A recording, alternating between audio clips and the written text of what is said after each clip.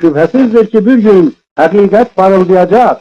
Azadlık esasını, Birleşmiş Milletler prensipini ve insan haklarını tutan taraf galip gelecektir.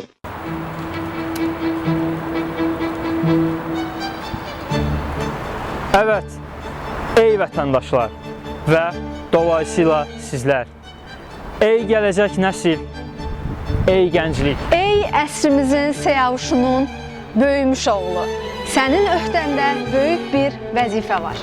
Səndən əvvəlki nəsil yoxdan bir bayraq, müqəddəs bir ideal rəmzi yaratdı.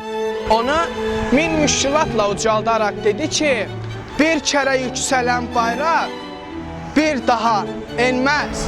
Şübhəsizdir ki, bir gün həqiqət parıldayacaq, azadlıq əsasını, Birləşmiş Millətlər prinsipini və insan haqlarını tutan tərəf qalib gələcəkdir. Bu qalibiyyət günəşi qızıl istibdad zülmü altında inləyən əziz vətənimizdə 1918-in 28 mayısı kimi yenidən doğacaqdır. buna qətiyyən şübhə etməyiniz vətəndaşlar. Üç rəngli istiqlal bayrağını öşlərində gəzdirən buradakı vətən ayrısı bizlərdən. Orada hər türlü qorxu və təhdid altında qəlbləri istiqlal eşqi ilə çırpınan azadlıq ailəsindən sizlərə candan salamlar göndərir. 28 Mayıs İstiqlal qurbanlarının əziz ruhları huzurunda hörmətlə əyilir Və